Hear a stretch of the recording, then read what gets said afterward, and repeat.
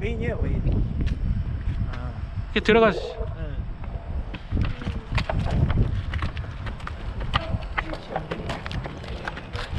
그때가 제일 충분하고 라디오에서.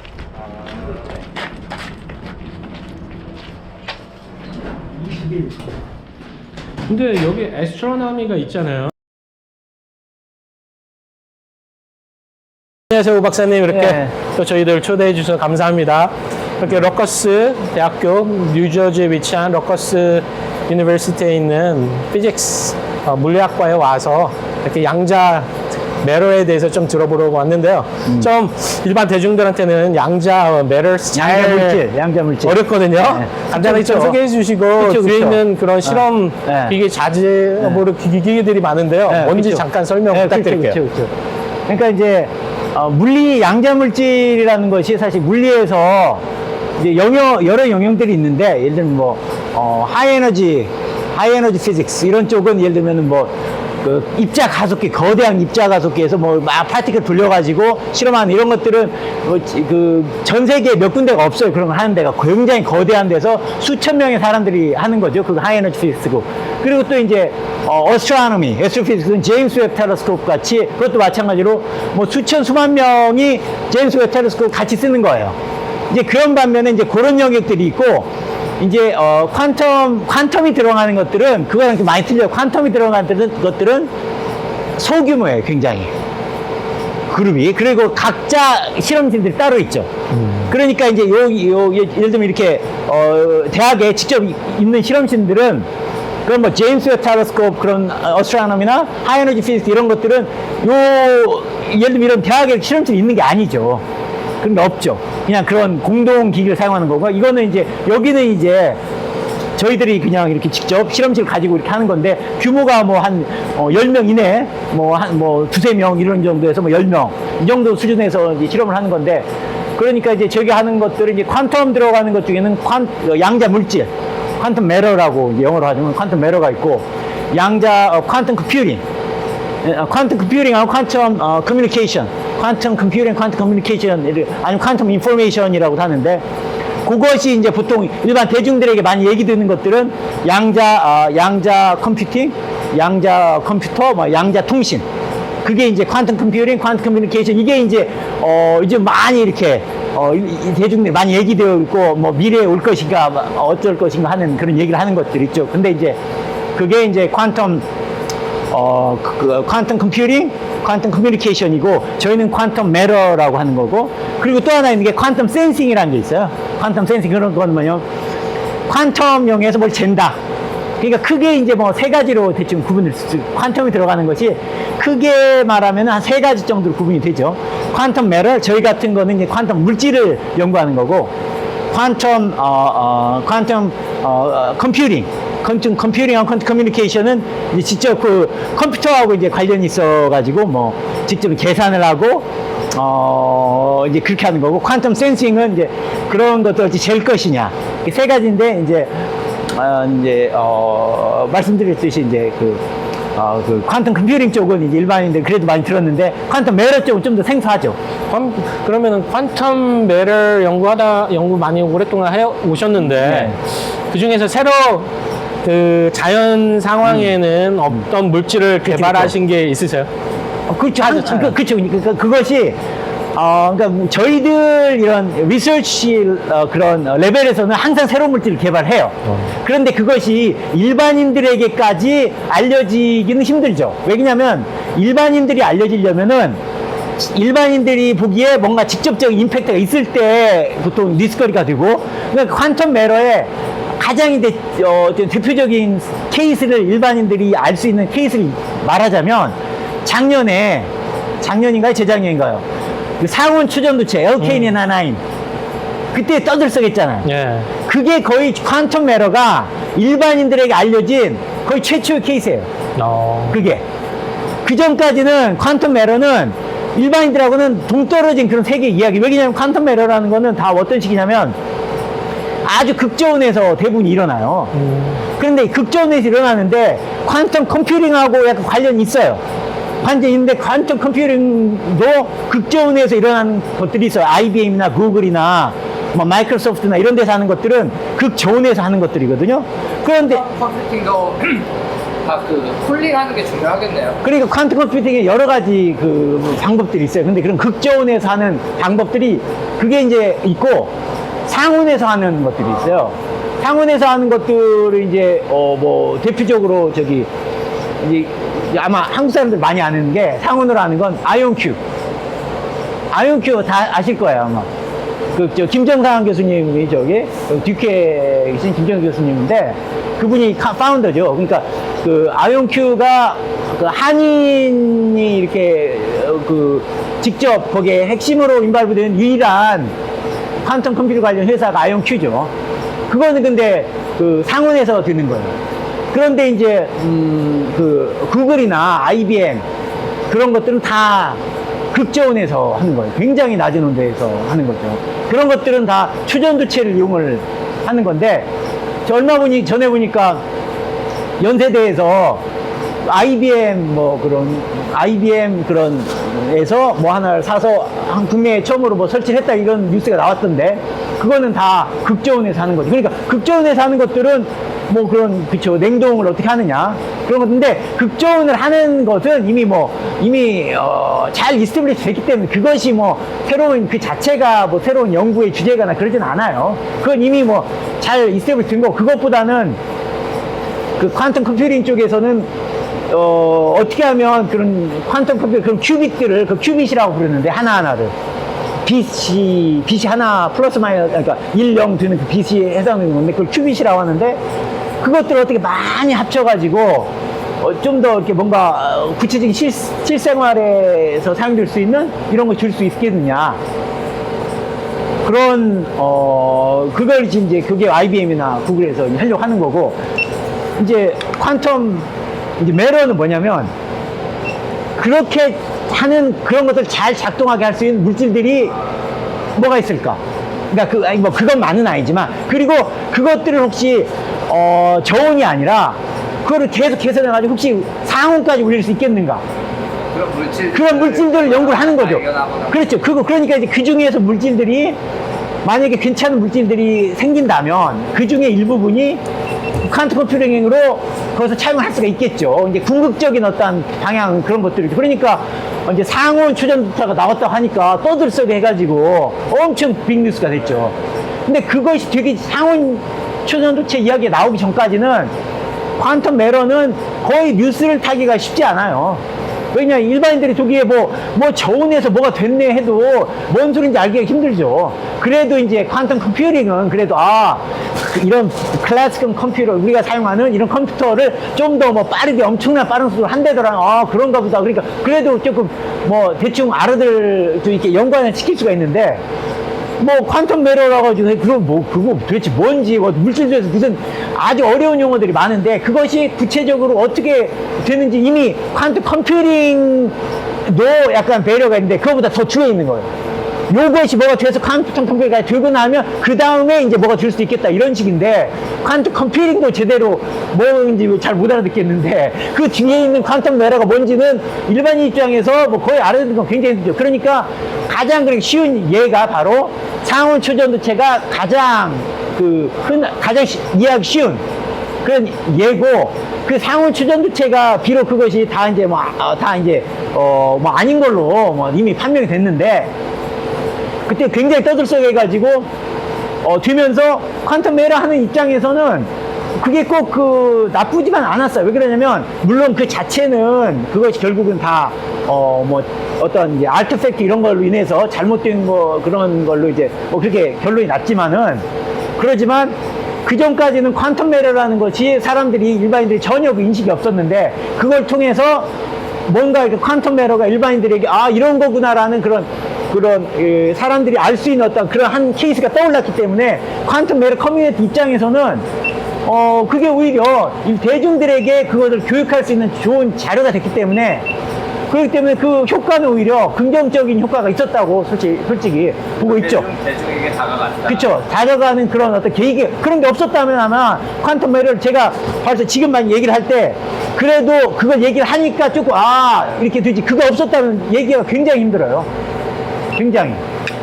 그러니까 그 링크를 만드는 그리고 또 어떻게 보면 그 퀀텀 컴퓨팅도 역시 도움이 되는 게 퀀텀 컴퓨팅이 있기 전까지는 굉장히 힘들었어요.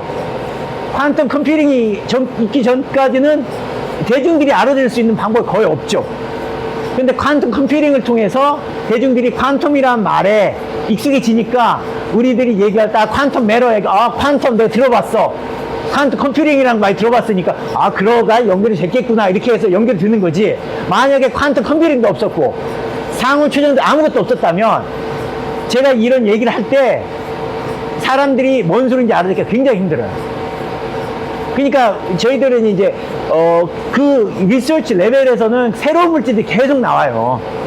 근데 모든 것들이 아주 저온에서 일어나고 새로운 현상들이 나타나는데 그 현상이라는 것이 결국은 궁극적으로는 고온 추전도체로 가는 거라거나 상온 추전도체, 궁극적으로는 퀀텀 컴퓨팅을 잘하게 할 수 있다거나 이런 궁극적인 연결고리는 있지만 매일매일 나오는 것들은 그 일반인들이 이해하기 힘든 수준에서 계속 새로운 것이 나오거든요.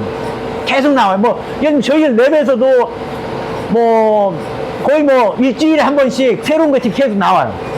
계속 나오지만 일반인들이 그 알아듣기가 쉽진 않죠. 그러니까 새로운 추전도 현상이거나 새로운 추전도 물질 이런 것들이 나타나죠. 근데 그것이 상온에서는 아니고 다 저온에서 일어나는 일들입니다. 그리고 최근에 지금 제임스 웹 텔레스콥이나 여러 가지 에어로스페이스 테크놀로지가 발전이 되면서 여러 그 행성, 특히 애스트로이드에서 새로 이렇게 발견된 새로운 물질들이 혹시 이렇게 있나요? 지구상에는 없는데, 네, 그런 것까지. 그런 거는, 제가 알기로는 없어요. 맞아요. 제가 왜 그러냐면, 이 우주에 존재하는 모든 물질들은 현재, 그러니까 피어리릭 테이블, 주기율표를 보면, 네. 거기 엘리먼트들이 있잖아요. 모든 그 엘리먼트에 의해서 만들어진 물질이에요. 모든 것이. 그것을 벗어나는 건 없어요. 우주 어딜 가든. 그리고 우주에 가면은 우주에 있는 그냥 우리가 이 우주의 그 구성 물질의 한 99%가 헬륨하고 하이드로젠이에요. 사실. 그게 99. 다를 수 있는 거예요. 그렇죠. 그러니까 당연히 그렇죠. 그러니까 그런 이제 우리가 암석 덩어리들은 전부 다 암석 덩어리들은 실리콘, 악시전, 그러니까 산화물, 실리콘, 이런 것들이 다 합쳐진 것들이죠. 철, 각종 그런 것들이. 근데 그런 것들이 사실 우주를 보면은, 그게 제가 알기로 거의, 그게 한 1%나 이런 수준이에요, 그게. 그러니까, 근데 그 물질들이 내추럴하게 존재하는 것들은, 그렇게, 그러니까 구성을 해가지고 뭔가 만들어지는데, 그것보다도 우리가 실험실에서 인위적으로 만들어지는 것들이 훨씬 다양하죠. 그러니까 옛날에는 예를 들면, 이런 퀀텀 매러 이전의 세대는 굳이 말하자면, 어떤 식이었냐면, 땅 속에 어떤 물질이 있어요. 그거를 꺼내와요. 꺼내와서 퓨어파이를 해요. 그러면은 그 퓨어파이드 물질을, 그걸 연구를 하는 거예요. 그러니까 뭔가 존재하지 않은 물질이 아닌 이미 있는 건데 우리가 이렇게 퓨어파이 해서 뭔가를 이렇게 만들어내는 거지. 그게 이제 어떻게 보면 가장 시발점이라고 할 수가 있지만, 그러지만 자연에 존재하지 않는데 우리가 인간들이 만드는 물질들이 있잖아요. 그렇게 이렇게 인위적인 물질들이 있는데, 그런 인위적인 물질들은 캐낼 수가 없어요. 그러니까 대표적으로 하다못해 화약도 그게 자연스럽게 캐내는 게 아니죠. 물질들은, 각각의 물질들은 있지만은 그걸 합쳐가지고 이렇게 만드는 건데, 이제 그걸 많이 하는 게 이제 케미스트리에서는 이제 그렇게 물질을 해서 새로운 물질도 만들려고 하는데, 보통 이제 케미스트리는 대체로 퀀텀 매러라고는 좀 안 해요. 근데 퀀텀 매러라고 할 때는 대체로, 물론 바운더리 약간 애매하긴 한데, 이 피직스 쪽에서 연구하는 물질들을 대체로 퀀텀 매러라고 좀 부르는 경향이 있죠. 이쪽은. 왜냐면 저희들은 이제 아무래도 현상들이 퀀텀 피노미넌은 대부분이 저온으로 갈수록 잘 나타나요. 퀀텀 컴퓨팅이 그래서 대표적으로 극저온에서 하는 이유가, 극저온으로 갈 때, 아주 저온으로 갈 때 이제 그런 퀀텀 그런 현상들이 잘 나타나기 때문에 저온이 가는데, 그러니까 그렇기 때문에 보통 이제 케미스트리나 이런 데서는 저온에서는 안 하죠. 보통 대부분 이게 상온에서 하는 이런 것들을 하기 때문에 상온에서는 대체로 뭐 퀀텀 피나미나 이런 것들이 잘 좀 안 보이는 경우가 많죠. 그러니까 대부분이 퀀텀 메러라고 그러면 대부분이 이제 물리 쪽에서 물질을 연구할 때 보통 퀀텀 메러라고 그렇게 하죠. 요즘은 이제 물리학과가 피직스 앤 어스트로노미로 돼 있는 경우가 많아요. 한국에서도 옛날에는 피직스하고 어스트로노미가 따로 돼 있었는데 옛날에는, 그런데 요즘은 피직스하고 어스트로노미를 이렇게 많이 한국에서도 대부분 합쳐져 있는 것 같더라고요. 미국은 원래 옛날부터 많은 과들이, 대부분의 과들이 피직스 어스트로노미가 합쳐져 있는 경우가 대부분 더 많아요.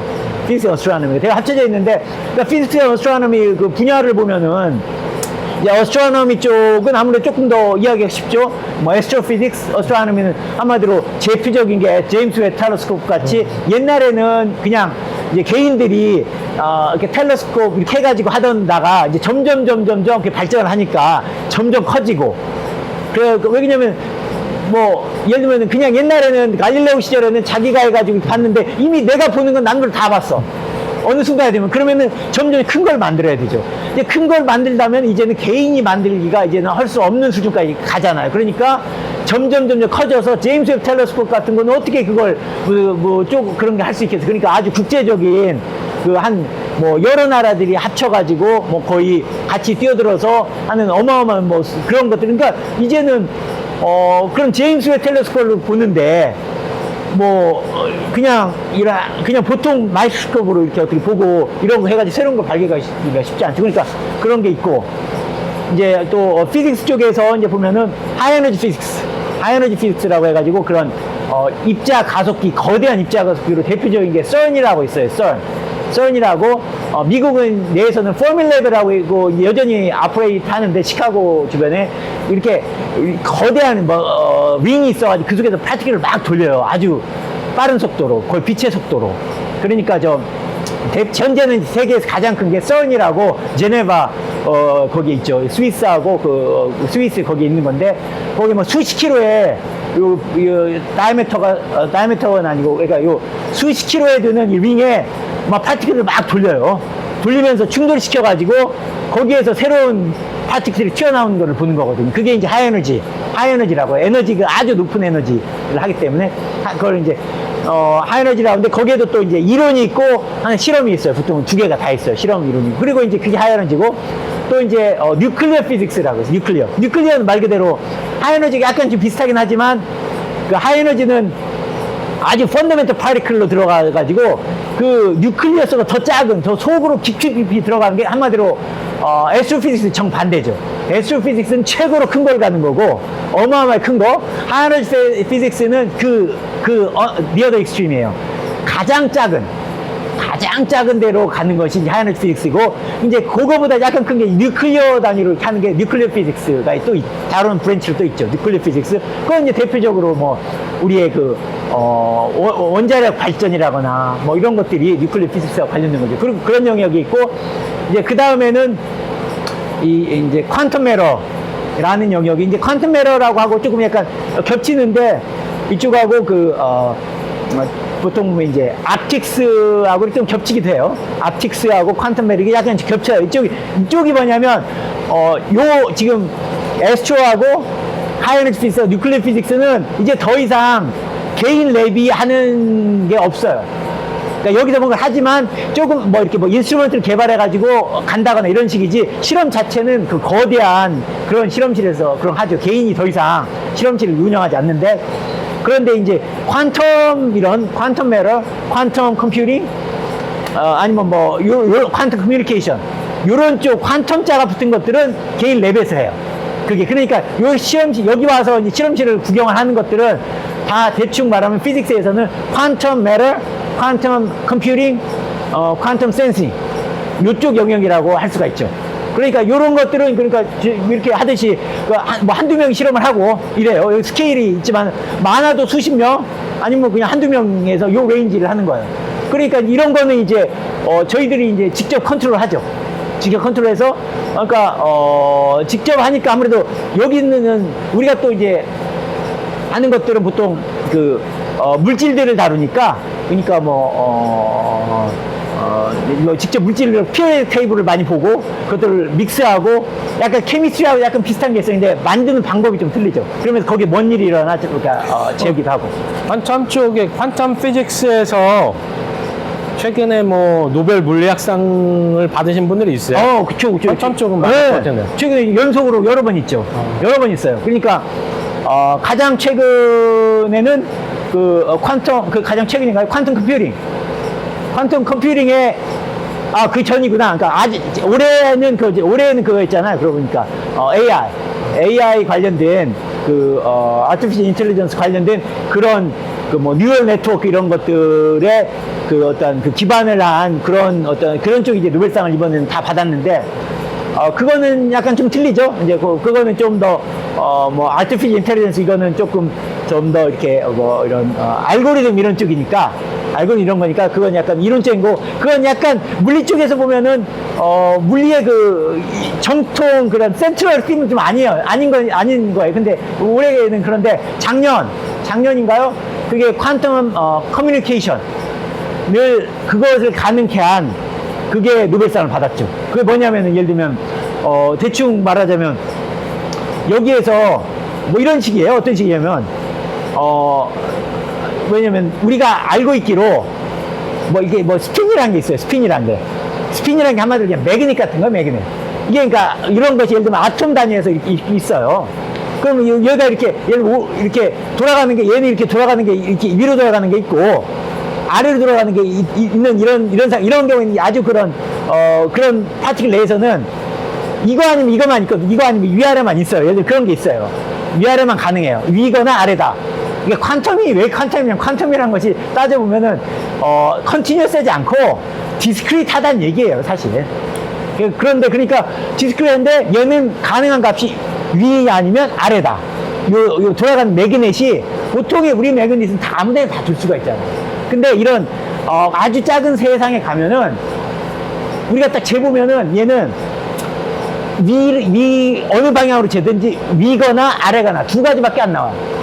그거를 확률적으로 계산하는 거죠. 그치, 확률적으로 어떻게 될 것인 건데, 재는 순간은 무조건 위 아니면 아래만 나와요. 그 중간에는 얘가 위아래가 어떻게 될지 모르겠지만, 재는 순간은 아래만 나오는 거거든요. 근데 이제 우리가 아는 건 예를 들면 어떤 물질이 있어요. 예를 들면 아톰 두 개가 붙어 있는데, 우리가 뭐를 알 수가 있니? 두 개를 합친 거는 제로라고 알고 있어요, 이게. 그건 다시 말하면 이 속에서 어느 하나가 위, 어느 하나가 아래인데, 그러니까 두 개 합치니까 제로인 거죠. 그러니까 밖에서 재면 항상 제로예요. 그럼 항상 제로구나. 근데 분명한 거면 이 속에서 얘를 따로 재면 얘는 분명히 위 아니면 아래밖에 없거든요. 그러면은 속은 어떻게 되냐면, 얘가 위면 얘는 무조건 아래야 되고, 얘가 아래면 얘는 무조건 위가 돼야 되는 거예요. 그걸 아는 거. 그렇지만 어느 게 위인지 아래인지 모르겠지만 분명한 건 밖에서 볼 때는 0이에요. 제로. 자, 그렇다면 얘를 있는 상태에서 얘가 폭발이 일어났다고 쳐요. 폭발이 일어나서 날아가요, 얘가. 날아가면 이 두 개는 날아가잖아요. 그럼 이제 엄청나게 먼 거리로 날아갔다고 쳐요. 어마어마한 먼 거리로. 그럼 애초에 얘는 두 개가 요거 아니면은 요거잖아요. 무조건. 자, 근데 어느 것이 업인 거 어느 게 다운지 몰라요. 근데 얘가 날아가요. 자, 날아가는데 얘가 업인지 위인지 아래인지는 몰라. 얘가 위인지 아래인지 모르지만 날아가는데 내가 얘를 재요. 재는 순간 위가 나왔다. 그러면 얘는 반드시 아래가 될 수밖에 없거든요. 그러니까 요것이 바로 뭐냐면, 아인슈타인이 굉장히 이거를 있을 수 없다라고 주장한 아주 대표적인 그런 거예요, 이게.